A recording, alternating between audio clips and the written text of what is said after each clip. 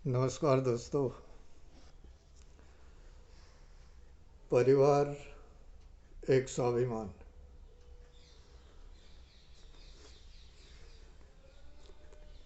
ये एक पारिवारिक नाटक कहानी पर आधारित मेरी लिखी हुई किताब है। इसके बारे में मैं आज कल आपसे संक्षिप्त में चर्चा कर रहा हूँ।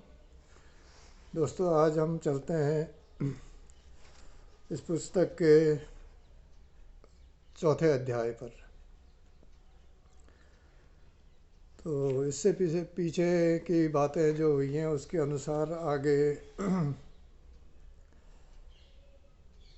आनंद जो है वो अपनी पत्नी से कहते हैं कि साहब, हम अगर कुछ दिन यहीं पर ठहर जाएं, यहाँ पर देखें कि हम कुछ रोज़गार पा सकते हैं, कुछ काम कर सकते हैं, कुछ कमा सकते हैं, तो पता चल जाएगा। अगर ठीक रहा तो यहाँ पर आगे भी करते रहेंगे, और अगर नहीं समझ में आया, नहीं ठीक रहा, तो आगे को प्रस्थान करेंगे।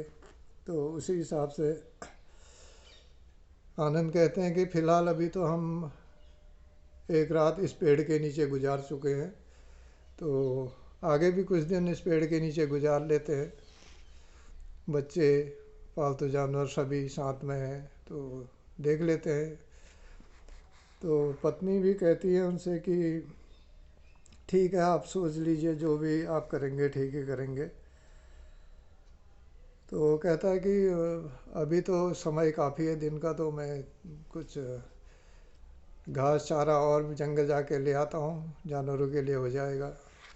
तो इस तरह दोस्तों आगे को करते हैं। तो और भी कई बातें होती हैं। ये जहाँ पर वो विश्राम में है, जहाँ पर वो आजकल वो पेड़ के नीचे रह रहे हैं 2 दिन से, तो वो एक आम रास्ता है आने जाने का, और मुख्य मार्ग है। तो वहाँ पर लोगों का आना जाना देखकर अचानक उषा को दिखता है कि सामने कोई काफिला चला आ रहा है, और वो उनके सामने जहाँ पर वो रुके हुए वहाँ पर आकर उनकी तरफ देखते हैं, और एक महिला वहाँ से उस काफिले से आकर उषा के सामने आ जाती है, और उषा से कहती है कि बहन, मेरा बच्चा बहुत भूखा है, वो भूख के मारे रो रहा है। थोड़ा बहुत दूध जो था मैंने उसको पिला दिया, लेकिन उसकी भूख शांत नहीं हुई है। आपके ये सामने मैंने गाय बंधी हुई देखी, तो इसलिए ये सोच के आपके पास आई हूँ कि शायद आपके पास दूध मिल जाए और मेरे बच्चे की भूख शांत हो जाए। तो दोस्तों, परिस्थितियाँ होती हैं। अब आनंद और उषा की तरह वो महिला और उसका परिवार भी चल रहा है, यात्रा में है। तो महिला उससे ये बातें कहती है, तो उषा कहती है कि हाँ बहन, दूध तो मेरी गाय ने दिया है, दूध लिया मैंने उसको, लेकिन मैंने उसे अपने बच्चों को थोड़ा पिला दिया। देखती हूँ कि कितना बचा हुआ है, नहीं तो मैं आपको दे देती हूँ, आपका बच्चा पी लेगा और उसकी भूख शांत हो जाएगी। तो इस तरह उषा अपने पास के, जहाँ पर उन्होंने अपना सामान वगैरह रखा है पेड़ के नीचे, वहीं वो पतीले में दूध देखती है, और थोड़ा बहुत बचा होता तो वो उस महिला को दे देती है कि लो बहन, आप ये दूध थोड़ा बचा है, ये पिला दो बच्चे को, इससे भी उसकी काफ़ी भूख शांत हो जाएगी। तो दोस्तों, कहानी इसी तरह कई वार्तालाप बीच में आगे बढ़ती है। तो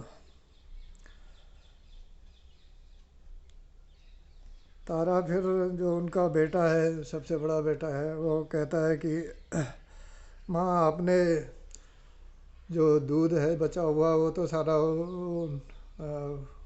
महिला को दे दिया है उनके बच्चे के लिए। अगर छोटे भाई बहन बीना और प्रेम अगर दूध मांगेंगे तो आप क्या दोगी उनको? इस तरह लड़का ये प्रश्न करता है। तो माँ कहती है कि बेटा उनका बच्चा भूखा था, तो हमें एक दूसरे की सहायता, दुख में एक दूसरे की सहायता करनी चाहिए। तो हमने थोड़ा दूध दे दिया तो बच्चे की भूख शांत हो जाएगी, चुप हो जाएगा। तुम शाम को दूध पे लेना, गाय को शाम को दूंगी। इस तरह बच्चों को समझाती है और उन्हें बताती है कि दुख तकलीफ़ में किसी की भी सहायता करना अच्छी बात होती है। तो दोस्तों, माँ बाप के जो विचार होंगे, जो भावनाएं होंगी, वही वो अपने बच्चों को भी बताते हैं, करने के लिए कहते हैं, समझाते हैं। और यही संस्कार बच्चों में पढ़ते हैं। माँ बाप के संस्कार कहते हैं कि आपके माँ बाप ने कैसे संस्कार आपको दिए, आप बच्चों को दिए। तो माँ बाप की जो भावनाएं होती हैं उसी अनुसार वो अपने बच्चों को बताते हैं और वही अच्छी बुरी बुरे संस्कार बच्चों को पढ़ते हैं। यही चीज़ यहाँ पर मैंने मेंशन किया हुआ है। और भी कई दोस्तों कई वार्तालाप है। तो ये चीज़ें पूरी आपको जब विस्तार में आप किताब में पढ़ेंगे तभी आपको मालूम पड़ेगा। उधर आनंद भी जंगल से वापस आ जाता है और जो घास आता है उसमें से थोड़ी बहुत घास चारा और अन्य मुसाफिर आते जाते रहते हैं और वहाँ उनको दे देता है और उसमें उसके एवज में थोड़ा पैसा उसको मिलता है। तो ये चीज़ें, ये जो आ रहा है पैसा उनके पास, ये उपलब्धि उन्हें एक बहुत बड़ी लगती है और इसमें वो प्रसन्नता और उल्लास का अनुभव करते हैं। तो दोस्तों, इस तरह चौथा अध्याय समाप्त होता है और फिर आनंद बैठे बैठे सोचते हैं कि अब राशन पानी भी हमारे पास कितना है, कितना आगे चाहिएगा अगर हम यहाँ रुकना है। तो वो आपस में पति पत्नी बात करते हैं। फिर वो कोई मार्केट की तलाश के लिए बातें करते हैं। तब उषा कहती है कि आस पड़ोस में कहीं जो लोग यहाँ पर रह रहे हैं पहले से, उनसे पूछ के मालूम किया जा सकता है। तो इसी तरह आनंद कहता है कि मैं पड़ोस में जाके पूछ के आता हूँ, देखें कहीं से पता चल जाए कि यहाँ से नहीं नज़दीक मार्केट बाज़ार कहाँ है जहाँ से हम अपने घर का सामान वगैरह ख़रीद सकते हैं थोड़ा बहुत। तो वो जाते हैं एक अपने पड़ोसी के पास, तो उनसे वो मालूम करते हैं और कई बातें उनसे होती है। बुज़ुर्ग आदमी से मिलते हैं आनंद और उनसे कई तरह की बातें होती है, घर मकान और घर का वातावरण कैसा होना चाहिए। कहता आनंद कहता है कि बाबा आपके मकान, ये उनकी भी एक झोपड़ी टाइप होती है घास फूस की, ये मकान तो आपका बहुत अच्छा सुंदर बना रखा है। तो वो वृद्ध बुजुर्ग आदमी कहते हैं कि बेटा मकान या घर?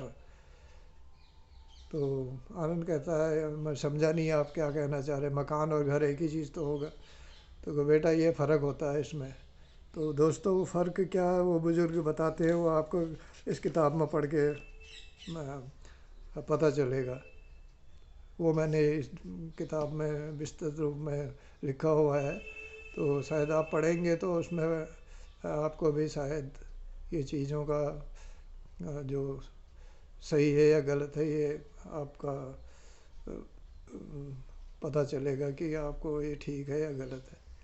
तो दोस्तों, आज हम यहीं पर समाप्त करते हैं। 6 अध्याय तक हो गया है। आज 2 अध्याय एक साथ कर दिए हैं तो थोड़ा मैंने आपका समय ज़्यादा ले लिया है, इसके लिए माफ़ी चाहूँगा।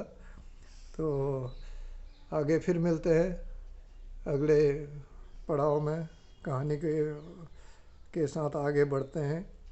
और दोस्तों, अमेज़ॉन और फ्लिपकार्ट से ऑर्डर देके आप किताब को मंगवाइए और विस्तार में पढ़िए, आपको बहुत अच्छा लगेगा। और आगे फिर मिलता हूँ आपसे। धन्यवाद। जय हिंद। जय भारत।